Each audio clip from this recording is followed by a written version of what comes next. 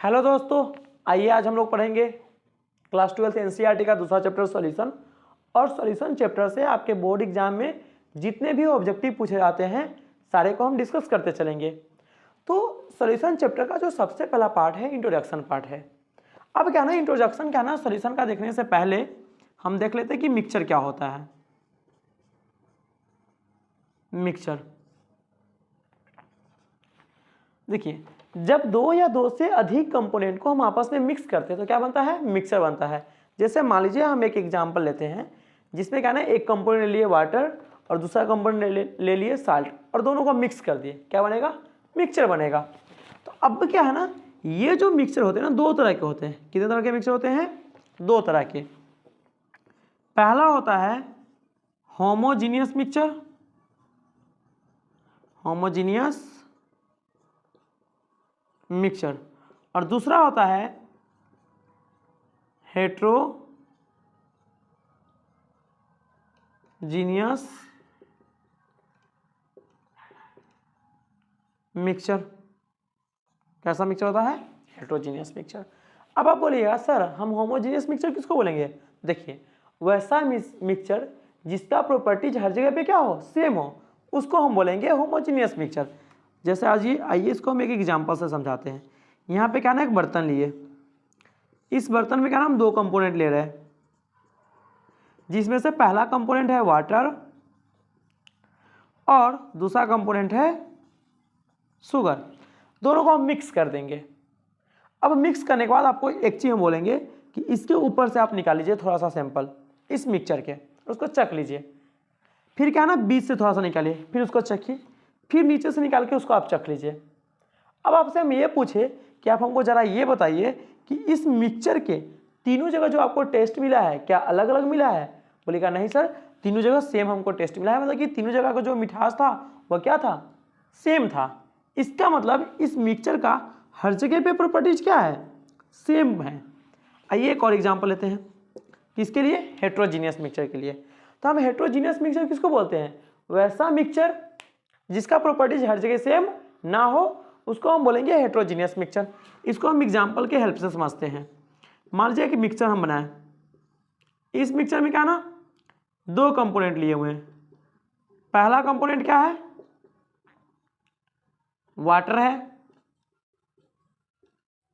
और दूसरा कंपोनेंट क्या है, सैंड मतलब बालू है। दोनों को आपस में मिक्स कर दिए। अब आपको बोलेंगे कि थोड़ा सा आप ऊपर से सैंपल निकालिए। तो जब आप ऊपर से सैंपल निकालिएगा ना, तो इसमें क्या है ना, कम आपको सैंड के पार्टिकल मिलेगा। फिर आपको बोले बीच से सैंपल निकाल लीजिए थोड़ा सा, तो बीच से आप निकाल के अलग कर लिए। तो इसमें क्या है ना, आपको थोड़ा सा सैंड के पार्टिकल क्या मिलेंगे, ज़्यादा। अब बोले आपको सबसे नीचे से निकालिए, तो सबसे नीचे क्या ना, सैंड के पार्टिकल आपको सबसे ज़्यादा मिलेगा। इसका मतलब क्या है ना, इस मिक्सचर में हमको क्या देखने के लिए मिला कि इस मिक्सचर में क्या ना, सैंड के पार्टिकल सब जगह क्या है, सेम नहीं है। इसका मतलब इस मिक्सचर का प्रॉपर्टीज हर जगह पे क्या है, सेम नहीं है। तो इसको हम बोलेंगे हेट्रोजीनियस मिक्सचर, और इसको क्या बोलेंगे, होमोजीनियस मिक्सचर। तो आप ये समझ गए कि होमोजीनियस मिक्सचर में मिक्सचर का जो प्रॉपर्टीज होता है हर जगह पे क्या होता है, सेम होता है। लेकिन हेट्रोजीनियस मिक्सचर में मिक्सचर का प्रॉपर्टीज हर जगह सेम नहीं होता है, हर जगह क्या होता है, डिफरेंट होता है। तो आइए अब हम बात करते हैं सॉल्यूशन का। किसका बात करते हैं, सॉल्यूशन का। सॉल्यूशन, तो अब आप बोलिएगा कि सर सॉल्यूशन क्या होता है, हम तो मिक्सचर को समझ गए। तो देखिए, सॉल्यूशन एक तरह का होता है होमोजीनियस मिक्सचर। क्या होता है बोले, होमोजीनियस मिक्सचर। तो लिखेंगे solution is a homogeneous mixture of two or more component।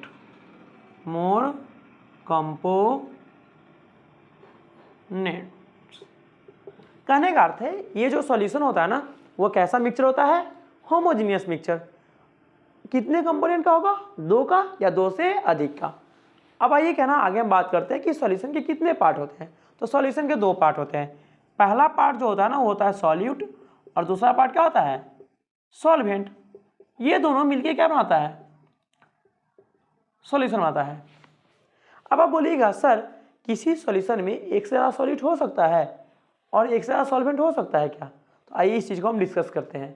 तो किसी भी सॉल्यूशन में सॉल्वेंट जो होता है ना वो मैक्सिमम एक हो सकता है, एक से ज़्यादा कभी नहीं हो सकता है। लेकिन सॉलिड का बात करें तो वो एक से ज़्यादा हो सकता है। तो मान लीजिए ऐसा हो जाए कि मेरे पास जो सॉल्यूशन है उसमें एक सॉल्वेंट हो जाए और सॉलिड भी कितना हो जाए, एक, तो उसको हम बोलते हैं बाइनरी सॉल्यूशन। क्या बोलेंगे? बाइनरी सॉल्यूशन बोलेंगे। क्या है इसको हम बाइनरी बोलेंगे कि इसमें टोटल कितने कंपोनेंट हो गया, 2 कंपोनेंट, ठीक है ना। अगर क्या है ना आपके पास एक सॉल्यूशन है जिसमें सॉल्वेंट कितना हो गया, एक, क्या कि सॉल्वेंट एक से ज़्यादा तो होता नहीं है, और सॉलिड कितना हो गया, 2, तो 1 और 2 कितना हो जाएगा, 3, तो उसको बोलिएगा टर्नरी सॉल्यूशन। क्या बोलिएगा? टर्नरी। तो यहाँ पे एक ये ले लिए हम सॉल्वेंट और 2 ले लिए सॉलिड, इसको बोलेंगे टर्नरी सॉल्यूशन। मान लीजिए आपके पास एक ऐसा सॉल्यूशन है जिसमें सॉल्वेंट एक हो गया और सॉल्यूट कितना हो गया, 3, तो उसको बोलिएगा क्वांटेनरी सॉल्यूशन। तो आपके जो सिलेबस में पढ़ना है वो कैसा सॉल्यूशन पढ़ना है, बाइनरी सॉल्यूशन। Binary solution. हम बाइनरी सॉल्यूशन किसको बोलते हैं? वैसा सॉल्यूशन जिसमें 2 कंपोनेंट हो। कितने कंपोनेंट हो? 2 कंपोनेंट हो, उसको हम बोलेंगे, 2 कंपोनेंट्स हो उसको हम बोलेंगे बाइनरी सॉल्यूशन। 2 कंपोनेंट्स पे आप हमको जरा ये बताइए कि एक कंपोनेंट क्या होगा, सॉल्वेंट, और दूसरा कंपोनेंट क्या होगा, सॉलिड होगा। अब बोलिएगा सर किसी सॉल्यूशन में हम सॉलिड कैसे पहचानेंगे और सॉल्वेंट कैसे पहचानेंगे? तो ये जो बाइनरी सॉल्यूशन होते हैं इसमें 2 कंपोनेंट होते हैं, एक तो होता है सॉल्यूट और दूसरा होता है सॉल्वेंट। क्या होता है? सॉल्वेंट। और ये दोनों मिल करके क्या बनाता है, सॉल्यूशन बनाता है। ये जो सॉलिड होते हैं ना ये होते हैं मिनिमम अमाउंट में। किसमें होता है? मिनिमम अमाउंट में। और ये जो सॉल्वेंट होता है ना ये होता है मैक्सिमम अमाउंट में। अब आप हमसे ये पूछेगा कि सर इसको मैक्सिमम अमाउंट में कहा लेते हैं और इसको मिनिमम अमाउंट में क्यों लेते हैं? तो देखिए सॉल्यूशन में जो घुलता है ना उसको हम बोलते हैं सॉल्यूट, और जिसमें घुलता है उसको बोलते हैं सॉल्वेंट। अब जरा आप हमको ये बताइए, चीनी और पानी का हम सॉल्यूशन बना रहे हैं, अगर इसमें क्या ना चीनी 1 kg ले ले और पानी 200 ml ले ले, क्या घुल पाएगा? नहीं घुल पाएगा। तो हमेशा क्या ना हम सॉलिड के अमाउंट से ज़्यादा किसका लेते हैं, सॉल्वेंट का अमाउंट लेते हैं, ठीक है। दूसरा बात कि सॉल्वेंट का जो फेज होगा, सॉल्वेंट का जो फेज होगा या सॉल्वेंट का जो स्टेट होगा वही स्टेट किसका होगा, सॉल्यूशन का। अगर मेरे पास सॉल्यूशन लिक्विड है इसका मतलब लिक्विड ही क्या होगा, सॉल्वेंट। अगर मेरे पास जो सॉल्यूशन है वो क्या ना गैस फेज में है तो सॉल्वेंट किस में होगा, गैस होगा।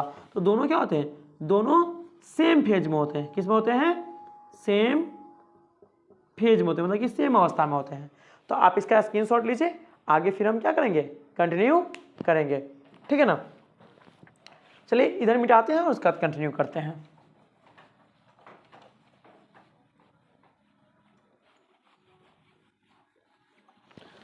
तो आइए बच्चों, हम लोग क्या देख रहे थे कि बाइनरी सॉल्यूशन में 2 कंपोनेंट होते हैं, सॉल्यूट प्लस सॉल्वेंट।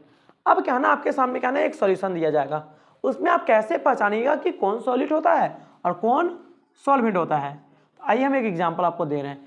एक एग्जांपल है जिसमें क्या ना 5 ml एल्कोहल में 15 ml पानी डाले हुए हैं। 5 ml एल्कोहल ले लिए, उसे 15 ml क्या रख दिए, पानी, मतलब कि वाटर रख दिए। और आपसे हम ये पूछ लिए कि आप हमको बताइए कि इसमें कौन सॉलिड और कौन सॉल्वेंट। तो आप बोलिएगा सर ये 5 ml कम अमाउंट में है तो ये हो जाएगा सॉल्यूट, और ये 15 ml ज़्यादा अमाउंट में है तो इसको हम बोलेंगे सॉल्वेंट। एक और एग्जाम्पल लेते हैं। एक और सॉल्यूशन आपके सामने दिए हम जिसमें आपको बोल दिए कि 2 ग्राम क्या हुआ, शुगर, और 18 ग्राम क्या है, वाटर। आपसे हम पूछ लिए कि इसमें कौन सॉलिड होगा और कौन सॉल्वेंट होगा। तो बोलेगा सर ये 2 ग्राम कम है तो ये होगा सॉल्यूट और ये होगा सॉल्वेंट। ये क्या होगा, सॉल्वेंट। तो यहाँ पे क्या है ना आपका जो सॉल्यूशन का इंट्रोडक्शन पार्ट होता है ना ये क्या है ना खत्म हुआ। अब क्या है ना आगे जो आपको पढ़ना है टॉपिक नंबर 2 क्या है ना कंसंट्रेशन टर्म है। तो आप इसका स्क्रीनशॉट ले लीजिए, उसके बाद क्या ना हम कंसंट्रेशन टर्म को क्या है ना कंटिन्यू करेंगे। ओके,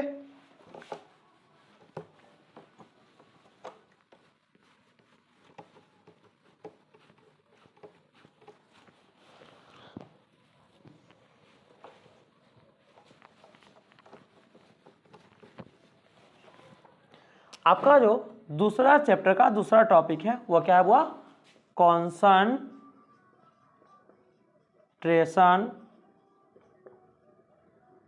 टर्म है। क्या है? Concentration terms. कॉन्संट्रेशन टर्म्स क्या होता है? देखिए, ये जो कॉन्संट्रेशन टर्म है ना बुआ, ये इससे हमको ये पता चलता है कि किसी सॉल्यूशन में कितना अमाउंट सॉलिड का प्रेजेंट है। मतलब कि अगर इसको हम लिखें तो लिखेंगे it determines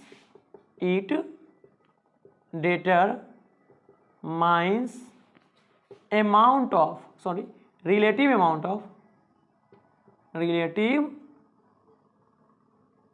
amount of solute in a solution. कि जो कंसंट्रेशन टर्म्स होते हैं ना, ये किसको डिटरमाइन करता है? सॉल्यूट के रिलेटिव अमाउंट का। किस में? सॉल्यूशन में। मान लीजिए क्या ना, आपके सामने एक सॉल्यूशन दिया हुआ है, उस सॉल्यूशन में कितना अमाउंट सॉल्यूट का प्रेजेंट है वो किससे पता चलेगा? कॉन्संट्रेशन टर्म से। तो सबसे पहला जो कॉन्संट्रेशन टर्म्स आपको पढ़ना है उसको हम बोलते हैं concentration in terms of percentage. Concentration in terms of percentage. किसके टर्म में कॉन्संट्रेशन हम देखेंगे? परसेंटेज के टर्म में।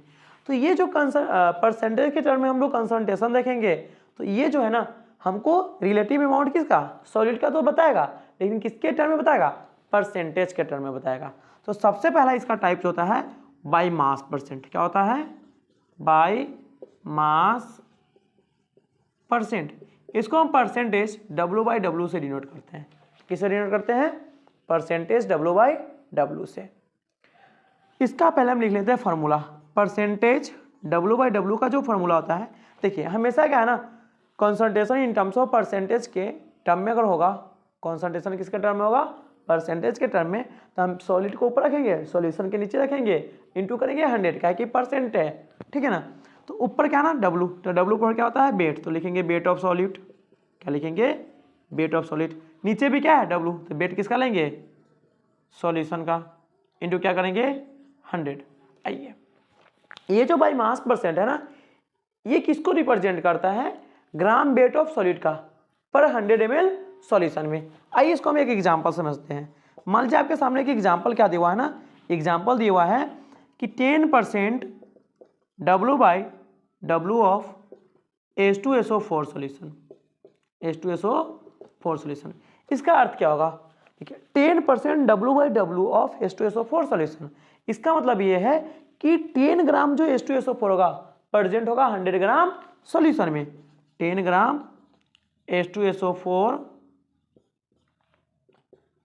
Present in 100 gram solution. आप हमको जरा ये बताइए कि 10 ग्राम H2SO4 अगर 100 ग्राम सॉल्यूशन में प्रेजेंट होगा तो ये 10 ग्राम H2SO4 क्या हो जाएगा? सॉल्यूट, और ये 100 ग्राम क्या है? सॉल्यूशन। तो इसमें अगर हमको सॉल्वेंट अगर निकालना पड़े कि कितना वेट सॉल्वेंट का है, तो इस 100 में से 10 को घटा देंगे, कितना आ जाएगा? 90 ग्राम होगा सॉल्वेंट। अगला जो कंसंट्रेशन टर्म है जिसको हम बोलते हैं बाई वॉल्यूम परसेंट। क्या बोलते हैं? By volume percent. इसको डिनोट करते हैं परसेंटेज V/V से। चलिए, आपको हम क्या बोले थे कि सॉलिड को ऊपर रखना है और सॉल्यूशन कहाँ पे रखना है? नीचे। तो परसेंटेज V/V का अगर हम फॉर्मूला लिखें तो लिखेंगे ऊपर V है तो V मतलब क्या होता है? वॉल्यूम, तो वॉल्यूम ऑफ सॉल्यूट, और नीचे भी क्या है? V है, तो वॉल्यूम किसका लेंगे? सॉल्यूशन का, इंटू करेंगे 100 का, कि परसेंटेज है। ये जो है ना बाई वॉल्यूम परसेंट किसको रिप्रेजेंट करता है? तो ये रिप्रेजेंट करता है कि पर 100 ml सॉल्यूशन में मेरे पास जो सॉल्यूशन है ना उसके पर 100 ml में कितना वॉल्यूम सॉलिड का प्रेजेंट है। आइए इसको हम एक एग्जांपल से समझते हैं। मान लीजिए आपको हम एक एग्जांपल दिए 3% V/V ऑफ HCl सॉल्यूशन। इससे आप क्या समझ सकते हैं? यहाँ पे हम लिखें 3% V/V ऑफ HCl सॉल्यूशन। इसका मीनिंग ये होगा कि 3 ml HCl, मतलब कि 3 ml HCl present in 100 ml solution. अब हमको जरा ये बताइए कि अगर 100 ml सॉल्यूशन में 3 ml क्या प्रेजेंट है, HCl प्रेजेंट है, तो ये तो हो गया सॉल्यूट कहे कि कम है, और ये हो गया पूरा सॉल्यूशन। तो बाकी का जो 97 ग्राम होगा वह क्या होगा, सॉल्वेंट होगा। तो ठीक है, आप इसका स्क्रीनशॉट लीजिए। अभी इसमें क्या ना आपका एक कॉन्सेंट्रेशन टर्म बाकी है, मास बाई वॉल्यूम परसेंट, उसका हम पार्ट्स पर मिलियन देखेंगे। मिटाए, चलिए मिटाते हैं इसको। अब क्या ना आपके सामने जो इसका तीसरा जो टर्म है ना वह क्या है, वह by mass by volume percent. C में क्या पढ़ना है आपको,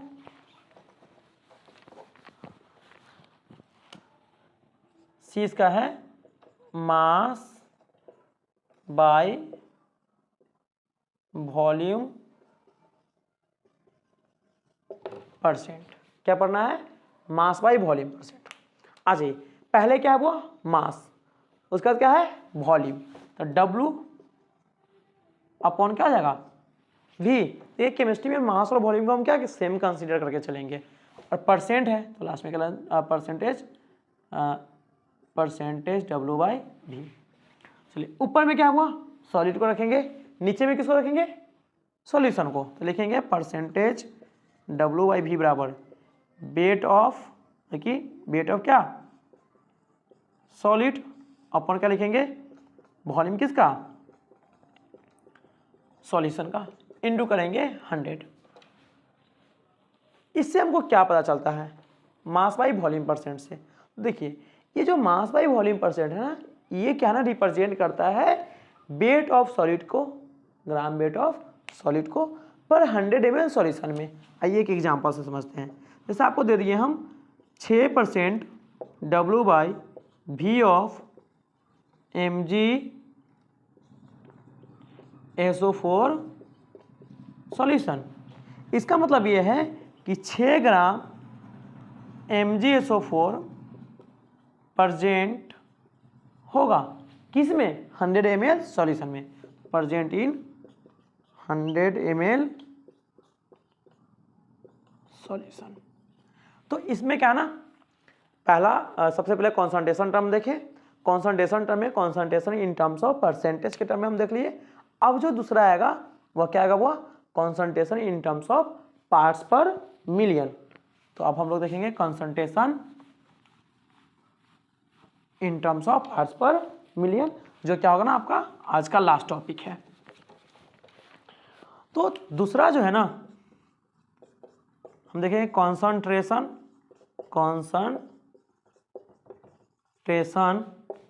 इन पार्ट्स पर मिलियन, कॉन्सेंट्रेशन इन पार्ट्स पर मिलियन। अब बोलिएगा सर ये पार्ट्स पर मिलियन क्या होता है, तो देखिए कॉन्सेंट्रेशन इन पार्ट्स पर मिलियन हम कहाँ पे देखेंगे, जहाँ पे क्या हो ना सॉल्यूशन में सॉलिड का जो अमाउंट होगा ना ट्रेसेज में प्रेजेंट होगा। जैसे मान लीजिए हम एग्जांपल लेते हैं, साल्ट इन सी वाटर। आप जरा हमको ये बताइए, जो समुद्र का जल है उसमें जो साल्ट होता है ना, इस जल के मतलब कि इस जल के अपेक्षा मतलब कि इस वाटर के अपेक्षा साल्ट का अमाउंट क्या होता है, बहुत कम होता है।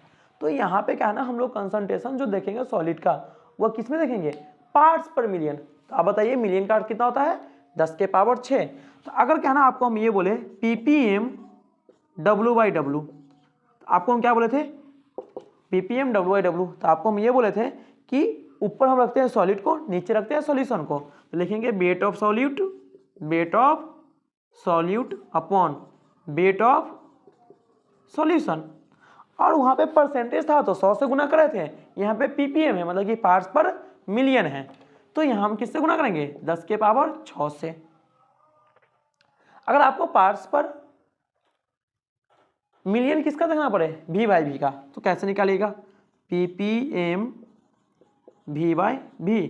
ऊपर में क्या है V, तो लिखेंगे V किसका, पहले सॉलिड का, क्या कि ऊपर में रखते हैं सॉलिड को, नीचे में V किसका लिखेंगे, सॉल्यूशन का, इंटू लिखेंगे 10 के पावर 6।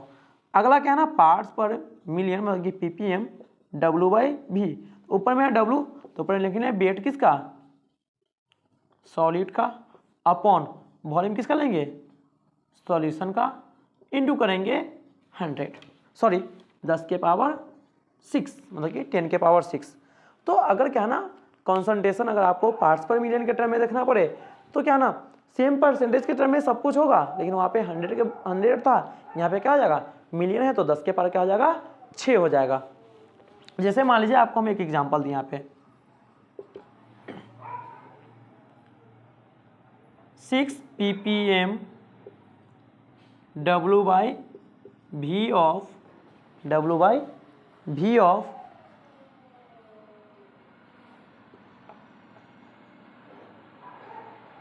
NaCl। आप हमको क्या इससे बताइएगा, आपको हम दिए 6 ppm W by V of NaCl। इसका मतलब ये होगा ऊपर में वेट होगा, नीचे में क्या होगा वॉल्यूम होगा, और ppm के क्या लेंगे हम लोग 10 के पावर 6। तो आप हमको ये बताइएगा कि सर 6 ग्राम NaCl प्रेजेंट होगा, PRESENT प्रेजेंट होगा इन 10 के पावर 6 ml ऑफ सॉल्यूशन में।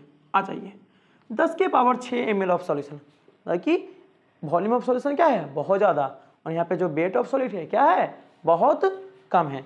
और आपको हम ये बोल दिए अगला कि 0.2 ppm W by V of MgSO4। आप हमको ये बताइएगा कि 0.2 ग्राम MgSO4